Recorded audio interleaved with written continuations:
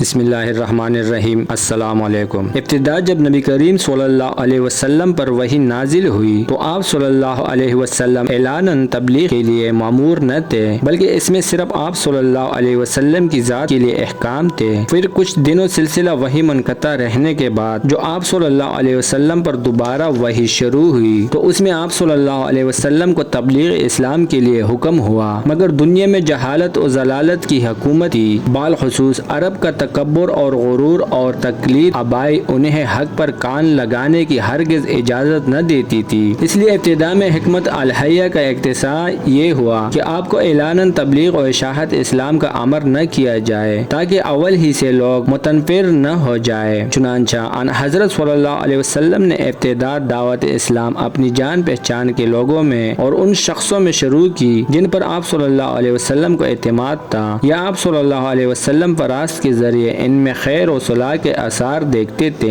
اس طریق سے سب سے پہلے زوجہ مطہرہ حضرت خدیجہ رضی اللہ عنہا اور حضرت ابو بکر صدیق رضی اللہ عنہ اور آپ کے چچا زاد بھائی حضرت علی کرم اللہ وجہہ اور آپ صلی اللہ علیہ وسلم کے متنبہ زید بن حارثہ مشرف با سلام ہوئے، اور حضرت ابو بکر رضی اللہ عنہ نبوت سے پہلے ان حضرت صلی اللہ علیہ وسلم کے دوست تھے اور آپ صلی اللہ علیہ وسلم کے صدق و دیانت و اخلاق سے خوب واقف تھے۔ جب آپ صلی اللہ علیہ وسلم نے ان کو رسالت الہیہ کی خبر دی تو فوراً آپ رضی اللہ عنہ نے تصدیق کی اور کلمہ پڑھ کر مسلمان ہو گئے۔ ابو بکر صدیق رضی اللہ عنہ اپنی قوم کے مسلم بزرگ ہیں، تمام معاملات میں لوگ ان پر اعتماد کرتے تھے۔ اسلام میں داخل ہونے کے بعد آپ رضی اللہ عنہ نے بھی ان لوگوں کو دعوت اسلام دینی شروع کی جن میں کچھ صلاح و خیر کا اثار دیکھے۔ چنانچہ حضرت عثمان غنی، عبد الرحمن بن عوف، سعد بن ابی وقاص، زبیر بن عوام اور طلحہ بن عبید اللہ رضی اللہ عنہ نے ان کی دعوت قبول کی اور آپ رضی اللہ عنہ ان سب کو ان حضرت صلی اللہ علیہ وسلم کی خدمت میں لے گئے اور سب کے سب مسلمان ہو گئے۔ ان کے بعد ابو عبیدہ بن جراح، عبیدہ بن حارث بن عبد المطلب، سعید بن زید عدوی، ابو سلمہ مخزومی، خالد بن سعید بن العاص، عثمان بن مظعون رضی اللہ عنہ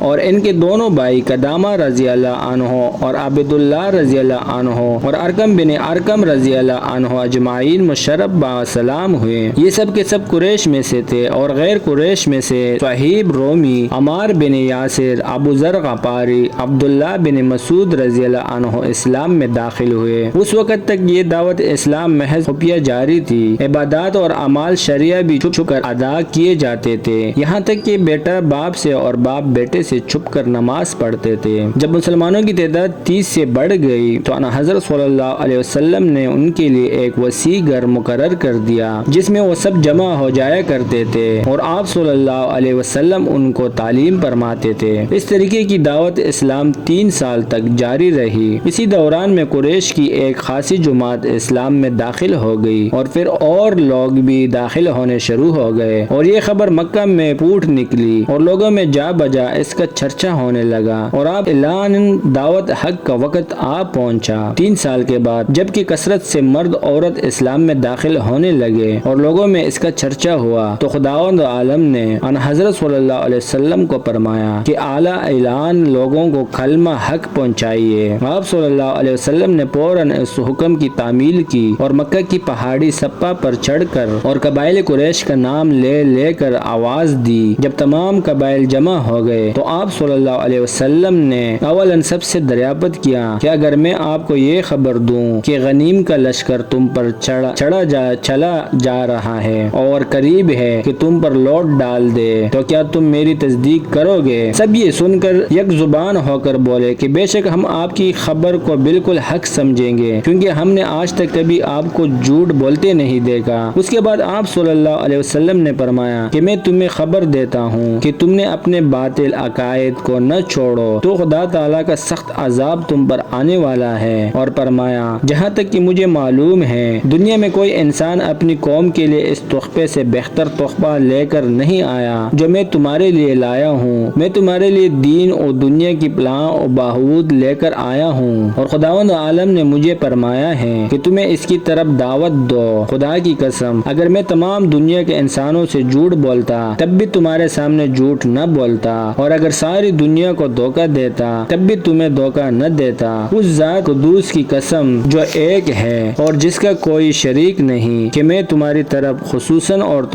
تمام عالم کی طرف عموماً خدا تعالیٰ کا رسول پیغمبر ہوں۔ یہ دعوت تبلیغ کا سلسلہ اسی طرح جاری رہا۔ عرب کے جب یہ معلوم ہوا کہ آپ کی وحی میں ان کے بتوں کی حقیقت کھولی گئی ہے، ان کی پرستش کرنے والوں کی بیوقوفی ظاہر کی گئی ہے، تو آپ صلی اللہ علیہ وسلم کی عداوت کے لیے کھڑے ہو گئے اور ان کی ایک جماعت اور آپ صلی اللہ علیہ وسلم کے چچا ابو طالب کے پاس آئی کہ وہ آپ صلی اللہ علیہ وسلم کو اس قسم کی باتوں سے روک دے اور یا آپ ان کی حمایت چھوڑ دے۔ ابو طالب نے ایک عمدہ پیرائے میں جواب دیا اور ان حضرت صلی اللہ علیہ وسلم اس طرح کلمہ حق کی نشر و اشاعت میں سرگرم اور بتوں کی عبادت سے لوگوں کو منع کرتے رہیں۔ جب عرب کو اس پر صبر نہ ہو سکا تو پھر ابو طالب پاس آئے اور سختی سے ان سے مطالبہ کیا کہ یا آپ اپنے بھتیجے کو باز رکھے ورنہ ہم سب تمہارے خلاف جنگ کریں گے یہاں تک کہ فریقین میں سے کوئی ایک پناہ ہو جائے۔ اب تو ابو طالب کو بھی فکر ہوئی اور ان حضرت صلی اللہ علیہ وسلم سے اس معاملے میں گفتگو کی۔ آپ صلی اللہ علیہ وسلم نے فرمایا، اے ام بزرگوار، خدا کی قسم اگر وہ میرے داہنے ہاتھ میں آفتاب اور بائیں ہاتھ میں مہتاب لا کر رکھ دے اور یہ چاہیں کہ میں خدا کا کلمہ اس کی مخلوق کو نہ پہنچاؤں تو میں ہرگز اس کے لیے آمادہ نہیں ہو سکتا، یہاں تک کہ یہ یا خدا کا سچا دین لوگوں میں پھیل جائے اور یا کم سے کم اس جدوجہد میں اپنی جان دے دو۔ ابو طالب نے جب یہ رنگ دیکھا تو کہا، اچھا جاؤ تم اپنا کام کرتے رہو، میں بھی تمہاری حمایت و نصرت سے کسی وقت ہاتھ نہ اٹھاؤں گا۔ جب قریش نے دیکھا کہ بنی ہاشم اور بنی عبد المطلب آپ صلی اللہ علیہ وسلم کے ساتھ ہیں اور ادھر موسم حج قریب ہے، اس موقع پر آپ صلی اللہ علیہ وسلم میں سرگرم کوشش کریں گے اور آپ صلی اللہ علیہ وسلم کے کلام حق کی مقناطیسی کشش سے سب واقف تھے،